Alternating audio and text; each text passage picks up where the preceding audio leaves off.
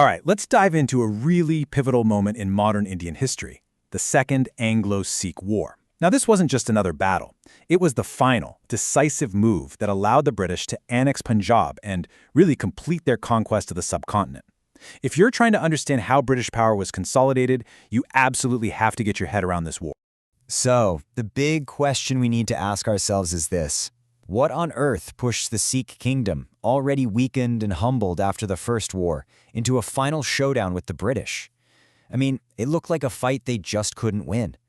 But digging into the reasons, the politics, the social pressures, the key personalities, it tells you everything you need to know about how the British Empire really worked. Okay, first up, a humiliating peace and the seeds of a new war. You know, the story of the Second War doesn't start with a bang. It starts with the quiet, simmering resentment left over from the first one. The peace that the British imposed, it was anything but. It was basically a ticking time bomb of humiliation just waiting to go off. Let's just quickly look at the timeline to see how this all unfolded. After the Treaty of Amritsar in 1809, things were kind of stable. But then, look what happens after Maharaja Ranjit Singh's death in 1839. It's like everything accelerates. A huge power vacuum opens up, and the British just dive right in. The two treaties in 1846, signed just months apart, were brutal. They systematically dismantled the Sikh state, taking its land, shrinking its army, and basically handing all real power over to the British. And this is the key takeaway from that first war. The real power was now with the British resident, a guy named Henry Lawrence. So under the Treaty of Amritsar, the young Maharaja, he was just a king in name only. The person actually calling the shots, controlling everything, was the British resident. For the proud Sikh chiefs in the legendary Khalsa army, having a foreigner dictate terms like this, well, it was more than just an insult. It was a deep, deep humiliation. Next, the rebellion in Multan. This is where the spark ignites all of Punjab. So you've got this entire kingdom just simmering with anger, right? All it needed was one little spark to set the whole thing ablaze. And that spark came from a province called Multan. Let's see how a fight over taxes spiraled into a full-blown war for survival. So what happened in Multan? Well, it all went down pretty fast. First, the British decided they wanted more tax money from the local governor, Governor Mulraj. He basically said, no way. So to show him who was boss, the British sent two of their officers with a new governor to replace him. And that was the tipping point. Mulraj's troops were not having it. They revolted, the two British officers were killed, and boom. Just like that, a local tax dispute had exploded into an open rebellion against the British. You can just imagine how this news spread. It was absolutely electrifying. For years, the Sikh leadership had been bending to British demands. And now, finally, someone stood up and just said no. Governor Mulraj instantly became this huge hero, a symbol of resistance for everyone in Punjab who was fed up. Disgusted soldiers, frustrated chiefs, they all started heading to Multan to join him.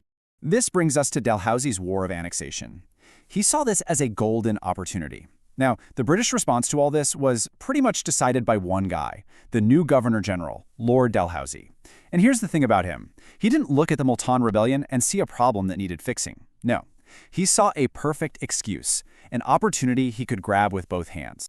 See, you've got to understand, Lord Dalhousie was a hardcore imperialist. His whole vision was about expanding the British Empire.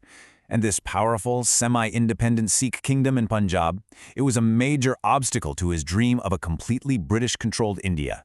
So, this uprising in Multan, it was the perfect excuse he'd been waiting for to go in and achieve his real goal, taking over Punjab completely.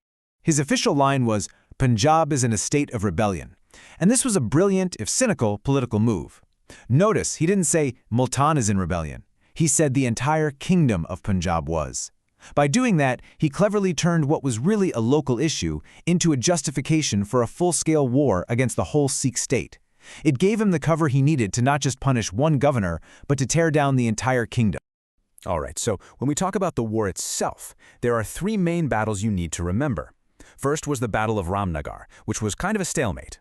Then you had the Battle of Chilianwala, and this one was a real shocker. It was incredibly brutal, and the British took such heavy losses that it sent shockwaves all the way back to Calcutta. But the final nail in the coffin was the Battle of Gujarat, that's a town in Punjab. Here, the British brought in their superior artillery, and it just completely decimated the Sikh army. That was it. The war was effectively over. And that leads us to the fall of an empire, the end of Sikh sovereignty.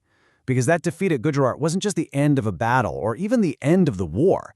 It was the end of the great Sikh Empire, period. So what happened next? What were the consequences? The key year to lock in your memory is 1849. That's the year the Sikh army laid down its arms, and Lord Dalhousie made it official. Punjab was now part of British India. The powerful kingdom that Maharaja Ranjit Singh had built, it was gone. So, what happened in the aftermath? Well, the British didn't waste any time. They immediately started dismantling the old Sikh government and folding Punjab into their empire. At first, they set up a 3-member board to run things, but by 1853, they streamlined it, putting all the power into the hands of one guy, a chief commissioner.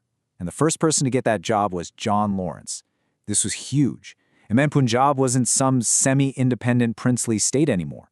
It was now a province, directly ruled from Britain. The conquest was complete and locked in place. And with the fall of Punjab, the British conquest of India was pretty much a done deal. So here's the final thought to leave you with. With no major Indian powers left to challenge them, what do you think would happen next? The British had conquered the subcontinent, but ruling it, that was going to be a whole different challenge. And just a few years later, an even bigger storm was about to break.